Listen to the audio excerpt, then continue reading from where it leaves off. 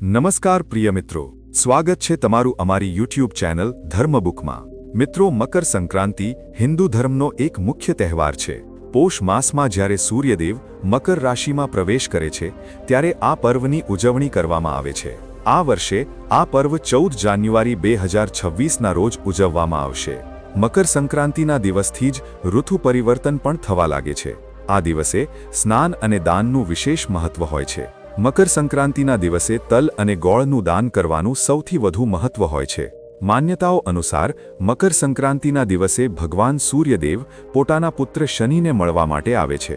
ઉદય તિથિ અનુસાર મકર સંક્રાંતિ આ વખતે 14 જાન્યુઆરી 2026ના રોજ જ મનાવવામાં આવશે। આ દિવસે સૂર્ય સવારે 8:41 મકર રાશિમાં પ્રવેશ કરશે। મકર સંક્રાંતિ સાથે જોડાયેલી એક પ્રાચીન કથાનો ઉલ્લેખ પુરાણોમાં મળે છે। કથા અનુસાર મકર સંક્રાંતિના દિવસે ગાયની સેવા કરવાનું ખૂબ જ વધુ મહત્વ હોય છે। આ દિવસે ગાયને કેટલીક વસ્તુઓ જરૂર ખવડાવવી જોઈએ, જેનાથી સૂર્યદેવની વિશેષ કૃપા પ્રાપ્ત થાય છે। તેથી ગાયને કઈ વસ્તુ ખવડાવવી જોઈએ તે આપણે આ કથામાં જાણીશું। કથા પૂરી જોનારાઓની મનોકામના હંમેશા પૂરી થાય છે, તેથી કથાને અડધી અધૂરી ન છોડો અને પૂરી સાંભળો। મિત્રો, એકવાર દ્વારકા નગરીમાં ભગવાન શ્રી કૃષ્ણ પાસે તેમના એક સખા એટલે કે મિત્ર મળવા આવ્યા। તેઓ મધ્ય દેશમાં રહેતા હતા અને ખૂબ જ દુઃખી અને દરિદ્ર હતા। તેમનો ચહેરો ચિંતા અને પરેશાનીથી ભરેલો હતો। જ્યારે તેઓ ભગવાન શ્રી કૃષ્ણ સામે પહોંચ્યા ત્યારે તેમની આંખોમાંથી આંસુની ધારા વહેવા લાગી। તેઓ અત્યંત વિનમ્ર સ્વરમાં બોલ્યા, હે કેશવ, હે જગતના પાલનહાર, હું અત્યંત દુઃખી અને દરિદ્ર છું। કેટલોય પરિશ્રમ કરું છું, છતાં પણ હું મારા પરિવારનું ભરણપોષણ કરવા યોગ્ય ધન પ્રાપ્ત કરી શકતો નથી। હે દ્વારકાધીશ, હું તમારી પાસે ધન માંગવા નથી આવ્યો। મને તમારા ધન સંપત્તિનો લોભ નથી। હું તો બસ એટલું જ ઈચ્છું છું કે તમે મને એવો કોઈ ઉપાય જણાવો જેનાથી મારી દરિદ્રતા સમાપ્ત થઈ જાય અને હું મારા પરિવારને સુખી જોઈ શકું। કૃપા કરીને મારા પર તમારી કૃપા દૃષ્ટિ બનાવી રાખો। હું જીવનભર તમારો ઋણી રહીશ। મિત્રની આ કરુણ પ્રાર્થના સાંભળીને ભગવાન શ્રી કૃષ્ણ હસ્યા। તેમની સ્મિતમાં કરુણા, પ્રેમ અને આશ્વાસન ઝલકી રહ્યું હતું। શ્રી કૃષ્ણે કહ્યું, હે સખા, હું તારા આ દુઃખ અને દરિદ્રતાના કારણોને સારી રીતે જાણું છું। મને એ પણ જ્ઞાત છે કે તું મારી પાસે ધન માંગવા નથી આવ્યો, અને જો હું તને ધન આપું તો પણ તું તેનો સ્વીકાર નહીં કરે। તારું સ્વાભિમાન અને સચ્ચાઈ મને પ્રિય છે। એટલા માટે શ્રી કૃષ્ણ બોલ્યા, હું તને ધન તો નહીં આપું, પણ હું તને એક એવો ઉપાય જરૂર જણાવીશ જેનાથી તારી દરિદ્રતા સમાપ્ત થઈ જશે અને તને અપાર ધન સંપત્તિની પ્રાપ્તિ થશે। પરંતુ આ ઉપાય જણાવતા પહેલાં હું તને એક કથા સંભળાવવા ઈચ્છું છું। આ કથા સાંભળવાથી જ તારી બધી મનોકામનાઓ પૂર્ણ થઈ જશે। ધ્યાનપૂર્વક સાંભળ। આ કથા પ્રાચીન કાળની છે। શ્રી કૃષ્ણે જણાવ્યું, પૂર્વ દેશમાં એક ધનવાન શેઠ રહેતો હતો, જેનું નામ પુષ્પરાગ હતું। તેની પાસે ધન સંપત્તિની કોઈ કમી નહોતી। તેની પત્ની નીલાવતી અત્યંત સુંદર અને પતિવ્રતા નારી હતી। તેમને 5 પુત્રો હતા, જેઓ પોતાના પિતાના વેપારમાં મદદ કરતા હતા। પરંતુ પુષ્પરાગનો સ્વભાવ લાલચી અને સ્વાર્થી હતો। તેણે અનેક લોકોની મજબૂરીનો લાભ લઈને અપાર ધન એકઠું કર્યું હતું। જો કે પુષ્પરાગે ધન તો ખૂબ કમાયું, પરંતુ તેણે કોઈ પણ પુણ્યનું કાર્ય કર્યું નહીં। તેના હૃદયમાં ન કરુણા હતી, ન બીજાની મદદ કરવાનો ભાવ। પોતાના લાલચને કારણે તે બીજાના બદ્દુઆઓનો ભાગીદાર બનતો ગયો। શાસ્ત્રો કહે છે કે મનુષ્ય જે કંઈ પણ કમાય છે તેનો એક ભાગ દાનમાં આપવો જોઈએ, પરંતુ જ્યારે મનુષ્યના હૃદયમાં લાલચ અને સ્વાર્થ ઘર કરી લે છે ત્યારે તે આ કર્તવ્યને ભૂલી જાય છે। આવું જ કંઈક થયું હતું તે ધનવાન શેઠ પુષ્પરાગ સાથે। તેણે જીવનભર અપાર ધન સંપત્તિ કમાવી, પરંતુ પોતાના દ્વાર પર આવેલા કોઈ પણ ભિક્ષુકને એક કોડીનું પણ દાન ન કર્યું। તેનું આખું જીવન માત્ર ધનના સંગ્રહ અને બીજાની મજબૂરીનો ફાયદો ઉઠાવવામાં વીત્યું। પરિણામે તેના પુણ્ય કર્મ લગભગ નહીવત હતા। પરંતુ નિયતિને કોણ ટાળી શકે છે?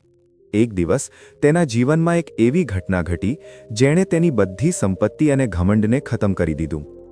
એક રાત્રે ચોર અને લૂંટારુઓએ તેના ઘર પર હુમલો કર્યો અને તેની અપાર સંપત્તિ લૂંટીને લઈ ગયા। અચાનક લક્ષ્મીને ખોઈ દેવાથી શેઠ પુષ્પરાગ હતાશ અને નિરાશ થઈ ગયો। ધનના અભાવે તેના જીવનને બરબાદ કરી દીધું। તે ચિંતા અને દુઃખમાં ડૂબેલો રહેવા લાગ્યો. વધુ પડતી ચિંતા કરવાને કારણે તેનું શરીર નબળું પડી ગયું અને અનેક પ્રકારના રોગોએ તેને ઘેરી લીધો. હવે તે ઘરે જ પથારીમાં પડ્યો રહેતો હતો. તેની હાલત એટલી ખરાબ થઈ ગઈ કે તેને દરેક પળે મૃત્યુનો ભય સતાવવા લાગ્યો. તેના પુત્રો, જેઓ ક્યારેક આરામદાયક જીવન જીવતા હતા, હવે ખેતરોમાં મજૂરી કરવા મજબૂર થઈ ગયા. તેઓ સખત મહેનત કરીને થોડું ધન કમાતા અને પોતાના પરિવારનું પેટ ભરતા. બીજી તરફ તેની પત્ની નીલાવતી, જે એક પતિવ્રતા અને દયાળુ નારી હતી, દિવસ રાત તેની સેવામાં લાગેલી રહેતી. પરંતુ લાખ કોશિશો છતાં શેઠની તબિયતમાં કોઈ સુધારો નહોતો થઈ રહ્યો. પછી એક દિવસ એવું થયું જેણે બધું બદલી નાખ્યું. એક બપોરે શેઠના ઘરના દ્વાર પર એક સાધુ મહાત્મા આવ્યા. પરંતુ આ કોઈ સામાન્ય સાધુ નહોતા. આ સ્વયં યમરાજ હતા, જેમણે સાધુનો વેશ ધારણ કર્યો હતો. સાધુએ શેઠની પત્નીને કહ્યું, હે માતા, હું ખૂબ ભૂખ્યો છું. કૃપા કરીને મને થોડું અન્નદાન આપો. નીલાવતીનો સ્વભાવ અત્યંત દયાળુ હતો. તેણે સાધુ મહાત્માને આદરપૂર્વક પોતાના ઘરની અંદર બોલાવ્યા. તેણે રસોઈમાં જે કંઈ પણ થોડું ઘણું અનાજ અને ભોજન બચ્યું હતું, તે બધું તે સાધુને પીરસ્યું. તે સાધુએ ખૂબ પ્રેમથી ભોજન કર્યું અને ભોજન પછી અત્યંત પ્રસન્ન થઈને કહ્યું, હે માતા, તમે આજે આ ભૂખ્યા સાધુને ભોજન આપીને ખૂબ મોટું પુણ્યનું કાર્ય કર્યું છે. મારા મનમાં તમને કંઈક વરદાન આપવાની ઈચ્છા થઈ રહી છે. તેથી તમે જે પણ માંગશો, હું તેને નિશ્ચિતપણે પૂરું કરીશ. સાધુના વચનો સાંભળીને શેઠની પત્નીએ અત્યંત વિનમ્રતાથી કહ્યું, હે મહાત્મા, તમને કોટી કોટી પ્રણામ. અમે ક્યારેક ખૂબ ધનવાન હતા, પરંતુ ચોર લૂંટારુઓએ અમારું બધું છીનવી લીધું.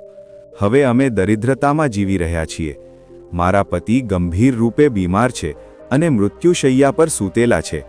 કૃપા કરીને અમારી સહાયતા કરો અને કોઈ એવો ઉપાય બતાવો જેનાથી અમારા દુઃખ દૂર થઈ જાય. તે દયાળુ સ્ત્રીની કરુણા ભરેલી વાણી સાંભળીને સાધુ મહાત્મા બોલ્યા, હે માતા, તારી આ દુર્દશા તારા પતિના કર્મોનું પરિણામ છે. તેમણે જીવનભર લાલચ અને સ્વાર્થને કારણે બીજાઓને દુઃખ પહોંચાડ્યું. તેમણે ન ક્યારેય દાન કર્યું, ન ધર્મના કાર્યો કર્યા. બીજાના કષ્ટ પર તેમણે પોતાની સંપત્તિ ઊભી કરી. આ જ કારણ છે કે દુર્ભાગ્ય તેમના જીવનથી દૂર નથી થઈ રહ્યું. સાધુએ ગંભીર સ્વરમાં આગળ કહ્યું, પરંતુ ગભરાઓ નહીં. તારા નિસ્વાર્થ ભાવ અને સેવા ભાવનાને જોઈને હું તને એક ઉપાય જણાવું છું. આ ઉપાયથી ન માત્ર તારી દરિદ્રતા દૂર થશે, પરંતુ તારા પતિનું સ્વાસ્થ્ય પણ સુધરશે. તું કામધેનુ માતાના શરણમાં જા. ગાયની સેવા કરવાથી બધા કષ્ટ દૂર થાય છે. તું એક ગાય પોતાના ઘરે લાવીને તેની સેવા કર અને રોજ તેને એક વિશેષ વસ્તુ ખવડાવ, જે હું તને જણાવીશ. આ ઉપાય તારા જીવનને ખુશીઓથી ભરી દેશે. આ પ્રકારે તે સાધુ તે શેઠની પત્નીને ઉપાય જણાવે છે. સાધુ મહાત્મા આટલું કહીને અંતર્ધ્યાન થઈ ગયા. તેમની આ વાત સાંભળીને શેઠની પત્ની આશ્ચર્યચકિત થઈ ગઈ અને સાધુ દ્વારા જણાવેલા ઉપાયને કરવાનો નિશ્ચય કરી લીધો. પરંતુ તેમની પાસે એટલું ધન નહોતું કે તેઓ એક ગાય ખરીદી શકે. તેથી તેણે નજીકના ગામની ગૌશાળામાં જઈને ગાયની સેવા કરવાનો નિર્ણય લીધો. તે રોજ સવારે વહેલી ઉઠીને ગૌશાળા જતી અને સાધુ દ્વારા જણાવેલી વસ્તુ તે ગાયને ખવડાવતી. તેનું આ કર્મ પૂરી નિષ્ઠા અને શ્રદ્ધાથી કરવામાં આવ્યું. પછી એક દિવસ અચાનક તેને સમાચાર મળ્યા કે રાજાના સિપાહીઓએ તે ચોર લૂંટારુઓને પકડી લીધા છે, જેમણે તેમના ઘરમાંથી ધન ચોરી કર્યું હતું. ગૌ માતાની કૃપાથી શેઠને તેની સંપત્તિ પાછી મળી ગઈ. આ સાંભળતા જ તેની આંખોમાં ખુશીના આંસુ છલકાઈ આવ્યા. આ પછી શેઠની પત્ની પોતાના પતિને ગૌ માતાની મહિમા સમજાવવા લાગી. ધીમે ધીમે શેઠ પણ પોતાની ભૂલ સમજી ગયો અને પોતાની પત્નીની સાથે રોજ ગૌશાળા જવા લાગ્યો. તે રોજ ગૌ માતાની સેવા કરવા લાગ્યો અને તેમની પીઠ પર સ્થિત ઢેકુર, કુબડ ને પ્રેમપૂર્વક સ્પર્શ કરવા લાગ્યો. આનાથી ન માત્ર તેની દરિદ્રતા દૂર થઈ, પરંતુ તેના શરીરના બધા રોગો પણ સમાપ્ત થઈ ગયા. તે ફરીથી સંપૂર્ણપણે સ્વસ્થ થઈ ગયો. ગૌ માતાની સેવા કરવાથી શેઠને તેના બધા ધનની પ્રાપ્તિ થઈ અને તેનું જીવન સુખ સમૃદ્ધિથી ભરાઈ ગયું. આ અનુભવે શેઠને સંપૂર્ણપણે બદલી નાખ્યો. તેણે ન માત્ર પોતાની સંપત્તિનો એક ભાગ દાનમાં આપવાનું શરૂ કર્યું, પરંતુ પોતાના ઘરની પાસે એક વિશાળ ગૌશાળા બનાવી. જ્યાં તે દરરોજ ગાયોની સેવા કરતો. શ્રીકૃષ્ણે આ કથા સંભળાવીને પોતાના મિત્રને કહ્યું, હે સખા, ગાયની સેવા માત્ર ધર્મ નથી, તે આપણી આત્માનો ઉદ્ધાર કરે છે. હવે હું તને જણાવું છું કે ગાયની સેવા કેવી રીતે કરવી જોઈએ અને તેને કઈ વસ્તુ ખવડાવવાથી ધન અને સુખની પ્રાપ્તિ થાય છે. હે મિત્ર, શાસ્ત્રોમાં ગાયને માતા કહેવામાં આવી છે, કારણ કે તે ન માત્ર આપણા જીવનનું પાલન કરે છે, પરંતુ તેને દેવતાઓનું નિવાસસ્થાન પણ માનવામાં આવ્યું છે. ગાયના 6 અંગો છાણ, ગૌમૂત્ર, દૂધ, દહીં અને ઘી આ બધા અત્યંત પવિત્ર અને શુદ્ધ કરનારા માનવામાં આવ્યા છે. આનાથી માત્ર શારીરિક જ નહીં, પરંતુ આધ્યાત્મિક શુદ્ધિ પણ થાય છે. શાસ્ત્રોમાં વર્ણન છે કે છાણમાંથી બીલીના વૃક્ષની ઉત્પત્તિ થઈ અને તેમાં માતા લક્ષ્મીનો વાસ છે, તેથી તેને શ્રી વૃક્ષ કહેવામાં આવ્યું છે. ગૌમૂત્રથી ગુગળની ઉત્પત્તિ થઈ, જે સુગંધિત અને પ્રિય માનવામાં આવે છે અને જેને બધા દેવતાઓનો આહાર કહેવામાં આવ્યો છે. ગાય ખરેખર એક એવું જીવ છે જે નિર્મળ, શાંત, નિષ્પાપ અને દિવ્યતાથી ભરેલું છે. ઋગ્વેદમાં ગાયને કામધેનુ કહેવામાં આવી છે, તે જે સંસારનું પાલન કરે છે. ગાયના માત્ર દર્શનથી હજારો પાપ નષ્ટ થઈ જાય છે. તેથી શાસ્ત્રોમાં કહેવામાં આવ્યું છે કે ક્યારેય પણ ગૌમાતા પર અત્યાચાર ન કરવો જોઈએ. ગાયને મારવું કે તેને કષ્ટ પહોંચાડવું સૌથી મોટું પાપ માનવામાં આવ્યું છે. જે મનુષ્ય નિસ્વાર્થ ભાવથી ગૌમાતાની સેવા કરે છે, તે સુખ, સમૃદ્ધિ અને અક્ષય પુણ્યનો અધિકારી બને છે. જે સ્ત્રી રસોઈમાં બનેલી પહેલી રોટલી ગૌમાતાને ખવડાવે છે, તેને સદા સૌભાગ્ય અને સુહાગની પ્રાપ્તિ થાય છે. શાસ્ત્રો કહે છે કે જે વ્યક્તિ પોતાના ઘરમાં ગાયમાંથી પ્રાપ્ત પંચગવ્ય એટલે કે દૂધ, દહીં, ઘી, છાણ અને ગૌમૂત્રને રાખે છે, તેના ઘરમાંથી દરિદ્રતા, દુઃખ અને રોગ દૂર રહે છે. ગૌમાતા માતા લક્ષ્મીનું સ્વરૂપ છે. તેમની સેવા અને પૂજા કરવાથી ન માત્ર આર્થિક સમસ્યાઓ સમાપ્ત થાય છે, પરંતુ જીવનમાં સુખ, સમૃદ્ધિ અને શાંતિનો વાસ થાય છે. પ્રાચીન કાળથી રાજા મહારાજાઓ અને ઋષિમુનિઓ ગૌસેવા અને ગૌદાનને સર્વોચ્ચ પુણ્ય કાર્ય માનતા આવ્યા છે. ગાયનું દાન કરવું બધા દાનોમાં સૌથી મોટું માનવામાં આવ્યું છે. આનાથી બધા જન્મોના પાપ નષ્ટ થઈ જાય છે અને મનુષ્યને મોક્ષની પ્રાપ્તિ થાય છે. ગાયના દર્શન પણ ખૂબ શુભ માનવામાં આવ્યા છે. શાસ્ત્રો કહે છે કે જો સવારે ગૌમાતાના દર્શન થાય તો આખો દિવસ શુભ થઈ જાય છે. જો તમે કોઈ મહત્વપૂર્ણ કાર્ય માટે જઈ રહ્યા હો અને ગૌમાતા રસ્તામાં દેખાય તો તે કાર્ય નિશ્ચિત રૂપે સફળ થાય છે. કોઈ યાત્રા પર નીકળતા પહેલા ગૌમાતાના દર્શન કરવાથી તે યાત્રા સુખમય અને સફળ રહે છે. ગ્રહ દોષો માટે ગૌ સેવાનો ઉપાય. જો કોઈની કુંડળીમાં પિતૃદોષ હોય તો ગૌમાતાને રોટલી અને ઘાસ ખવડાવવાથી તે દોષમાંથી મુક્તિ મળે છે. શનિની સાડાસાતી કે મહાદશાથી પરેશાન લોકો જો દર શનિવાર અને અમાસના દિવસે કાળી ગાયને ઘાસ કે રોટલી ખવડાવે તો શનિ દોષનો પ્રભાવ ઓછો થઈ જાય છે. ગૌમૂત્ર, જેને ગાયનું મૂત્ર કહેવામાં આવે છે, સ્વાસ્થ્ય અને આધ્યાત્મિક દ્રષ્ટિએ અત્યંત ઉપયોગી અને પવિત્ર માનવામાં આવ્યું છે. શાસ્ત્રો અને વૈજ્ઞાનિક દ્રષ્ટિએ ગૌમૂત્રના અનેક લાભ જણાવવામાં આવ્યા છે. તેમાં અનેક ખનિજ પદાર્થો અને સ્વાસ્થ્યવર્ધક તત્વો હોય છે, જે શરીરને શુદ્ધ કરે છે અને અનેક રોગોથી બચાવે છે. ગૌમૂત્રનો છંટકાવ વાતાવરણને શુદ્ધ અને પવિત્ર બનાવે છે, જેનાથી ઘરમાં સકારાત્મક ઊર્જાનો સંચાર થાય છે. શાસ્ત્રોમાં શરીરને નિરોગી રાખવા માટે દરરોજ ગૌમૂત્રનું સેવન કરવા અને ઘરમાં તેનો છંટકાવ કરવાની સલાહ આપવામાં આવી છે. કુંડળીમાં શુક્ર ગ્રહની સ્થિતિને મજબૂત કરવા માટે સવારના ભોજનની પહેલી રોટલી સફેદ ગાયને ખવડાવવી જોઈએ. બુધ ગ્રહના દુષ્પ્રભાવથી બચવા માટે દર બુધવારે ગાયને લીલો ચારો ખવડાવવાની પરંપરા છે. મંગળ દોષને શાંત કરવા માટે લાલ રંગની ગાયની સેવા કરો અને મંગળવારના દિવસે ગોળ અને ચણા ખવડાવો. બૃહસ્પતિ ગ્રહની સ્થિતિને સુધારવા માટે રોટલી પર ગોળ અને ચણા મૂકીને ગાયને ખવડાવવા જોઈએ. જો ઘરમાં અશાંતિ હોય કે લડાઈ ઝઘડા થતા રહેતા હોય તો ગાયના છાણમાંથી બનેલા છાણા સળગાવીને તેનો ધુમાડો આખા ઘરમાં ફેલાવો. આનાથી ઘરની નકારાત્મક ઊર્જા સમાપ્ત થાય છે અને સકારાત્મક ઊર્જા વધે છે. ગાયના દૂધ, દહીં, ઘી, છાણ અને ગૌમૂત્રથી બનતા પંચગવ્યને પાપનાશક અને સ્વાસ્થ્યવર્ધક માનવામાં આવ્યું છે. તેને ઔષધીય ગુણોથી ભરપૂર માનવામાં આવે છે અને ધાર્મિક વિધિઓમાં ઉપયોગ કરવામાં આવે છે.